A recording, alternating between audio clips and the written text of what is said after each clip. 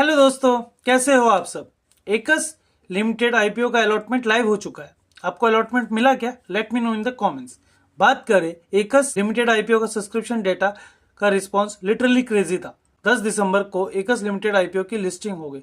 तो इसमें क्या स्ट्रेटेजी होनी चाहिए, बाय, सेल या होल्ड? चलिए 2 मिनट में फुल सिंपल स्ट्रेटेजी समझते हैं। अगर हम सब्सक्रिप्शन नंबर्स देखें तो सबसे पहला डिमांड समझ लेते हैं। इस इशू को टोटल सब्सक्रिप्शन 104 टाइम्स हुआ है, जिसमें से क्यूआईबीज ने 123 टाइम्स सब्सक्राइब किया, जो जबरदस्त रिस्पॉन्स था।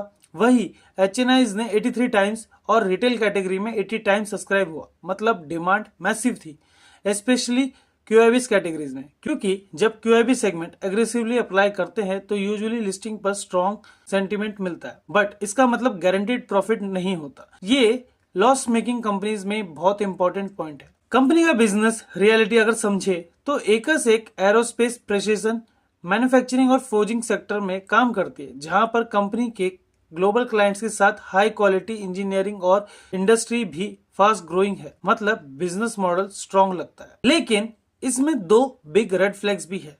जैसे पहला, कंपनी स्टिल लॉस मेकिंग है।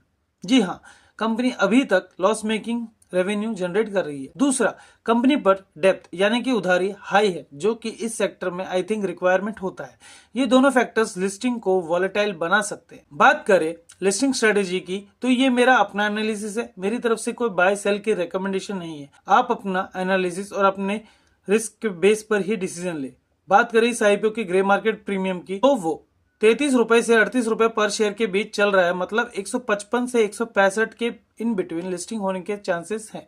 बाकी मार्केट सेंटिमेंट और डिमांड पर डिपेंड करता है। अब बात करते हैं लिस्टिंग डे पर क्या करें। अगर आपको ये आईपीओ अलॉट हुआ है तो आप लिस्टिंग डे पर अपने लॉट में से 50 से 70% शेयर बेच सकते हैं।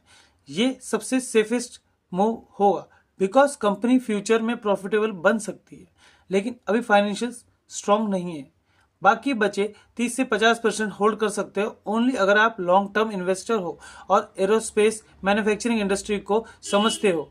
ये sector low and steady grow करता है। और अगर आपको अलॉटमेंट नहीं मिला है और अगर आप फ्रेश एंट्री बनाने का मन बना रहे हैं, तो आपको समझना होगा ऐसे आईपीओज में पेशेंस रखना बेस्ट वेपन होता है, क्योंकि एकस कंपनी के केस में लिस्टिंग पर शार्प मूव दे सकता है। Both sides up and down के मूवमेंट्स आ सकते हैं। अगर ट्रेड करना है तो टाइट स्टॉप लॉस के बिना एंट्री मत लेना। कंपनी करंटली लॉस मेकिंग है, इससे वोलेटिलिटी नेचुरल होगी। और अगर आप इसको लॉन्ग टर्म पर्सपेक्टिव के व्यू से देख रहे हैं तो एकस को लॉन्ग टर्म तभी कंसिडर करो अगर आप एरोस्पेस, डिफेंस, मैन्युफैक्चरिंग सेक्टर को अच्छे से समझते हो और मैनेजमेंट के डेप्थ रिडक्शन प्लान पे ट्रस्ट रखते हो।